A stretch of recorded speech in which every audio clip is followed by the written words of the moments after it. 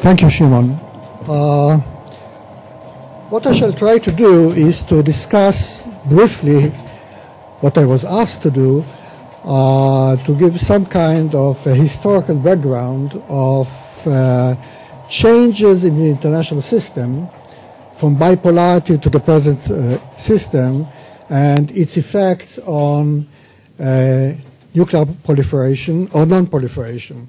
I shall add to it a secondary topic, and that is to say to what extent proliferation actually affected, in which ways, two major regions in which proliferation took place.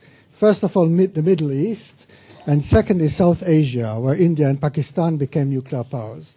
Actually, out of the 4 additional nuclear powers to the famous 5 members of the club, and that is to say Israel, according to international literature, India, Pakistan, and North Korea, 3 of them are in these 2 different areas. First of all, the Middle East, where Israel is assumed to be to have a monopoly for nuclear weapons capability, and the South Asian region, where we have India and Pakistan. First of all, about the historical background or changes of international systems. I'm looking at, I would argue there are about 2 or 2.5 international systems since 1945, of course. The first one is bipolarity, and I am grateful to Camille, who has covered extensively the bipolar relationship and its effect on nuclear proliferation. I'll add to it 1 or 2 additional points. The second phase, which began in the early 90s, after the disintegration of bipolarity after the end of the Cold War, which I would define as a unipolarity to a certain extent. That's following, I think, Krauthammer's famous article, The Unipolar Moment.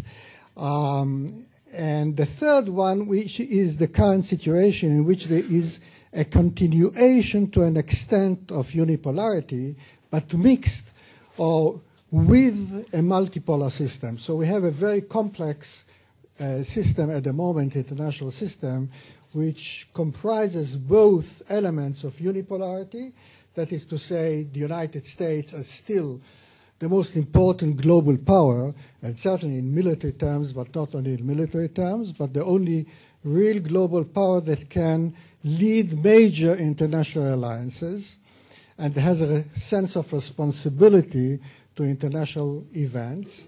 Coupled with multipolarity, I don't have to go into details about the nature of multipolarity, but of course the emergence of several other leading powers, and so on and so forth.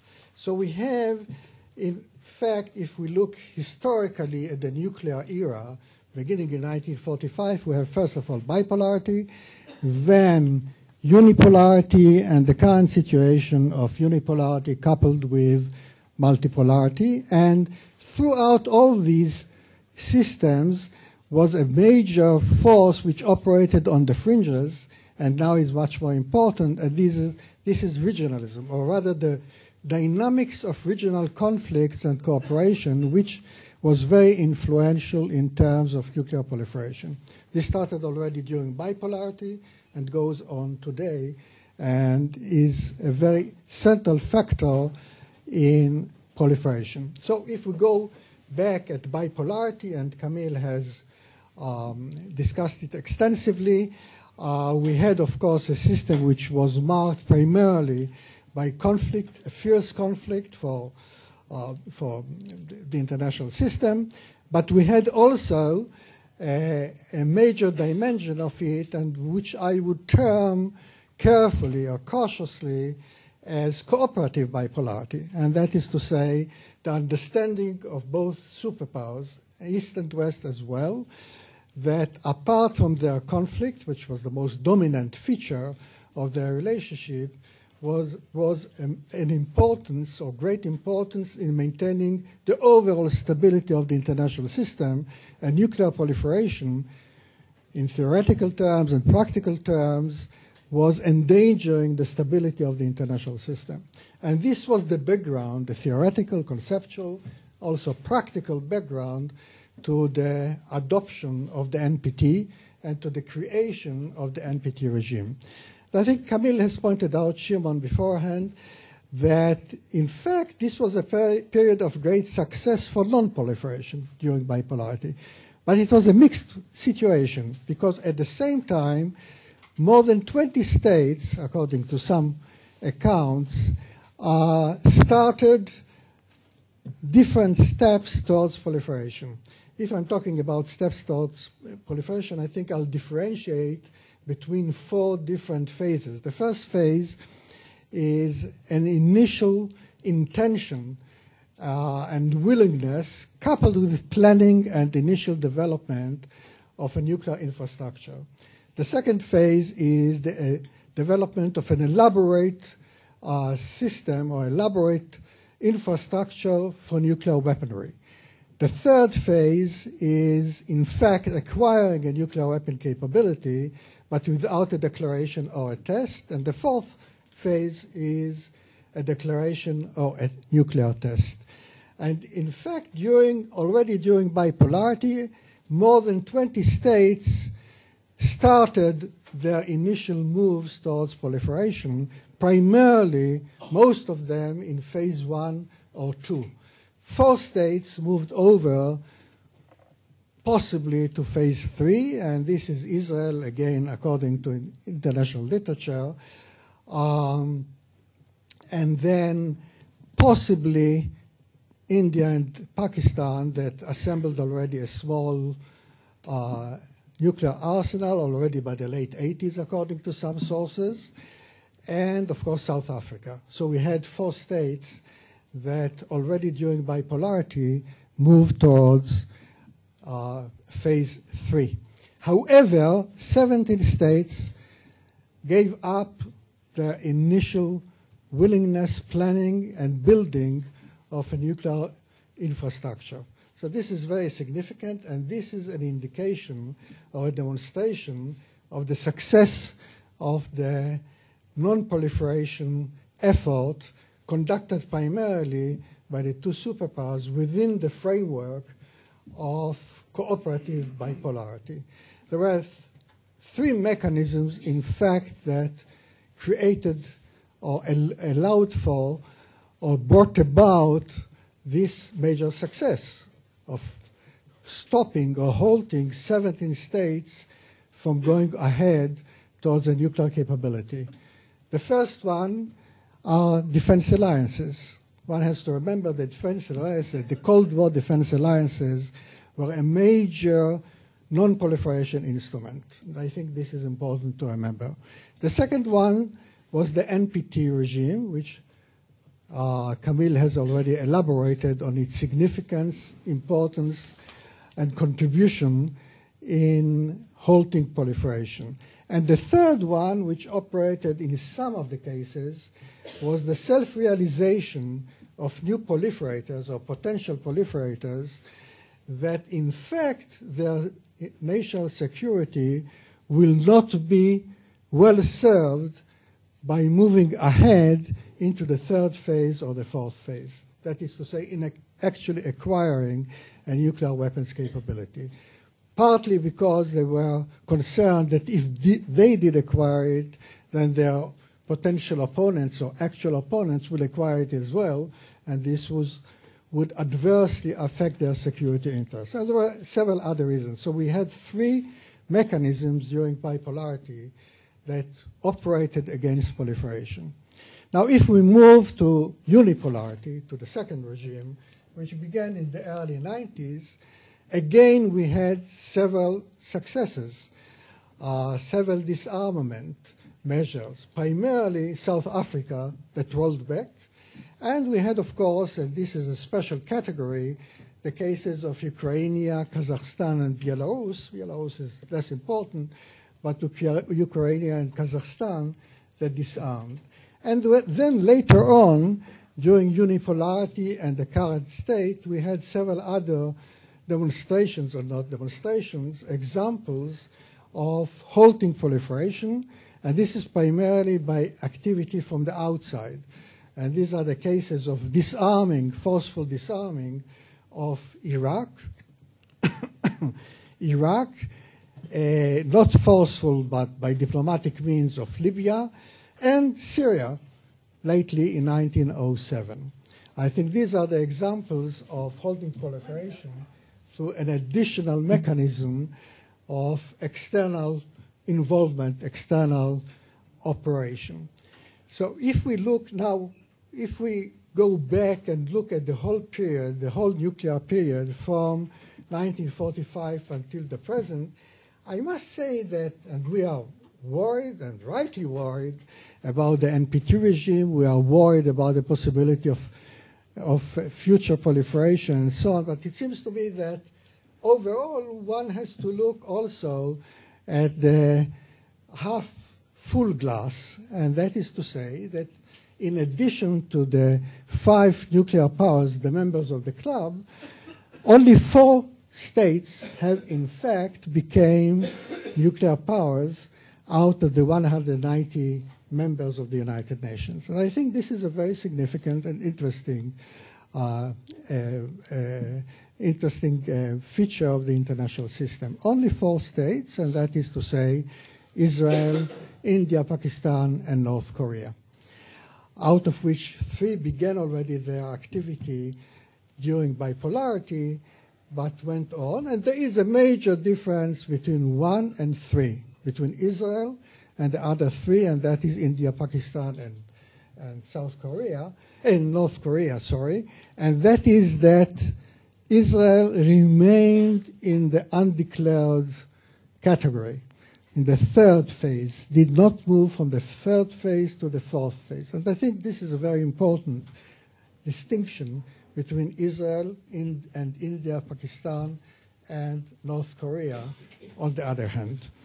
I personally am also in favor of the continued undeclared, as is called, the ambiguous nuclear posture. There are voices in Israel and outside Israel that are calling for abandoning this posture. I think this is a mistaken approach. So if we look back at the nuclear era, as I said, first of all, the first lesson or the first conclusion is a rather positive conclusion of halting proliferation. Only 4 additional states.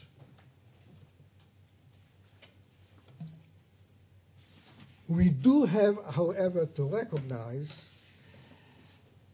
that the piece or the body of literature, scholarly literature, that argued at the end of bipolarity or during the transformation from bipolarity to unipolarity and multipolarity, argued that in fact, with the passing away of cooperative bipolarity, which I described beforehand, the probability of greater proliferation will increase. And this is simply because the international system is not I wouldn't say well organized, but the ability of the big powers to control the international system and to control dozens of states in the international system, and to control possibilities of proliferation in regions like the Middle East, like South Asia, that are loaded with internal conflicts and conflicts between states. The ability of the international system to control it would weaken considerably. And this was, I think, a serious concern. It continues until the present. To what extent an international system that is becoming increasingly multipolar and without central powers that can control the whole system, to what extent proliferation could be halted. Until now, quite fortunately, it seems to me, it does halt. Proliferation is not going to hit us in a very wide way.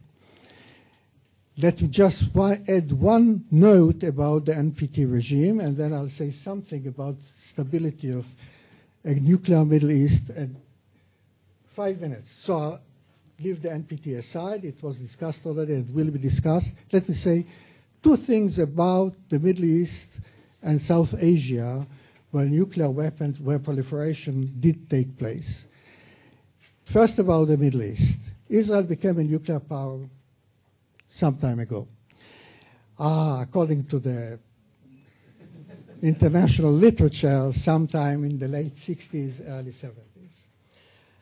How did it affect stability, regional stability? Presumably, according at least one school of thought, nuclear proliferation, for instance, the Kenneth Waltz crowd and all the rest of it, nuclear proliferation increased stability. The bipolarity is given as an example of the enhanced stability caused by nuclear weapons. In fact, if I look at the Middle East, I would argue that the Israeli assumed nuclear capability, undeclared nuclear capability, did not enhance stability. We didn't see a change towards greater stability affected by the Israeli nuclear capability. By the same token, I would argue that it did not increase instability. That is to say, the Israeli nuclear, not triggered, capability did not add to the instability of the region. The instability in the region, the instabilities in the region were affected by a totally different set of causes. So this is one example. If we look at South Asia, the situation is different. It seems to me that an Indian-Pakistani nuclear relationship, and there is a major scholarly debate about the effects of proliferation in the South Asian continent or subcontinent. If we look at it, it seems to me that it enhances, in fact, instability. And I subscribe, there is a major scholarly discussion to what extent nuclear proliferation in South Asia contributed to stability or instability, and there is the famous argument of the stability-instability paradox, and I tend to accept this argument. It seems to me that altogether, nuclear proliferation in South Asia did not enhance stability, and to a certain extent contributed to increase instability, and I refer primarily to Pakistan's sub-war violence or trigger or military probes like the Kargil operation and so on that took place precisely after the famous Indian-Pakistani nuclear test of 1998. So again, if we look at the Middle East, it seems to me that the Israeli nuclear capability did not or was not a major, and this is quite interesting, was not a major factor in stability or instability in the region. In the Indian subcontinent, the situation was different. Well, I have to differentiate between two types of stability. The first one is conflict stability or crisis stability, and this is what I refer to both in the Middle East and the Indian subcontinent. The second one is arms accumulation, stability or instability. And here, I will agree that the Israeli nuclear factor was one of the factors affecting the Iraqi and Iranian decisions to build or to start building a nuclear capability. However, even there, it seems to me that primarily the primary factor that led to the Iraqi and Iranian decisions to acquire a capability, a nuclear capability, was primarily United States or willingness to deter the unipolar power, that is the United States. Secondly, in the case of Iraq, it was Iran. And only thirdly, it was the Israeli factor. So if we distinguish between the two types of stability and instability, conflict stability or arms accumulation stability, there was the Israeli nuclear capability did affect it to a certain extent. To wrap up and to say something about the NPT regime, I don't want to go too much because I'm beyond the time. Let me just say that as I see, the NPT regime did contribute considerably to non-proliferation, and it seems to me that it still it has major difficulty. or Crossroads and all the rest of it, has major problems and major difficulties. However, in the absence of any other major international mechanism to halt proliferation, the NPT still plays an important role in the non-proliferation scene in the international system. Thank you.